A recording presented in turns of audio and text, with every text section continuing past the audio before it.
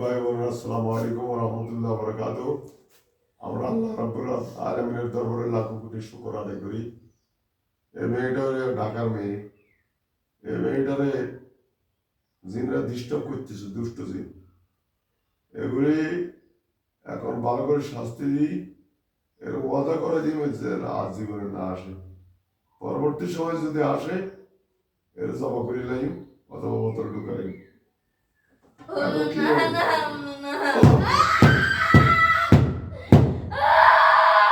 আস্তে সম্মানিত ফিরে ভাইরা, এখন সিটের মধ্যে কয়েকটা বাড়ি দিলাম, তার গায়ে সব বাড়িগুলো পড়লো।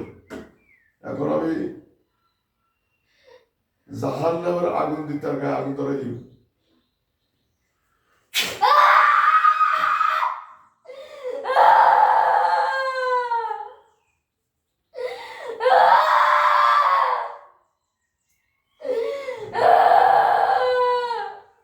এখন আমি যে আয়াতটা পড়লাম জাহান নামের আয়াত, এই আয়াতটা পড়ার সাথে সাথে তার মুখে যেন আগুন লেগে যায়।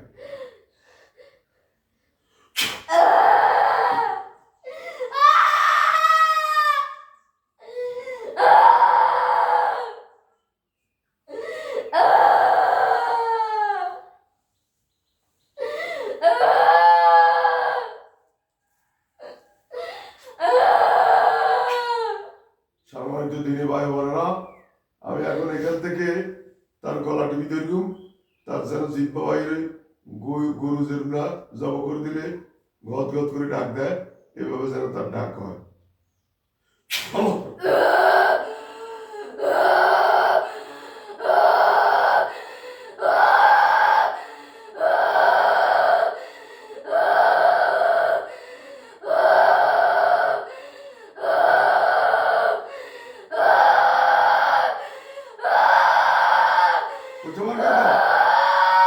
নৌকাতে বাইরে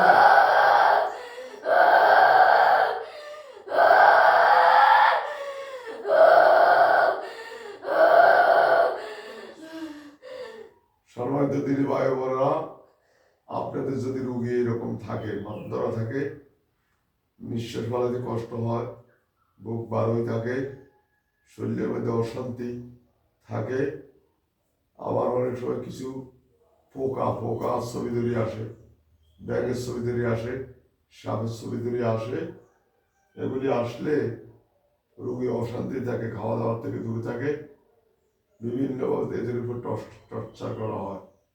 সুতরাং এরকম রোগী থাকলে আমাদের সাথে যোগাযোগ করবেন, ইনশাআল্লাহ আল্লাহ তাআলা সুস্থ করে দিবেন এবং কোরআনের বরকতে সুস্থ করে দিবেন। অনেকে বলে আমরা কুকুরি করি, না জানি কথা বলা কবিরা গুণা। আর যারা কুকুরি কাজ করে এরাই কুকুরের কথা বলে। যদি কারো করে কুকুরের তোম্মত দেওয়া হয়, তাহলে আল্লাহ কাফের বানায় কবরে নিব। আমরাও দোয়া করে যদি হেদায়েত তাদেরকে আল্লাহ কাফের বানাই কবরে নিব।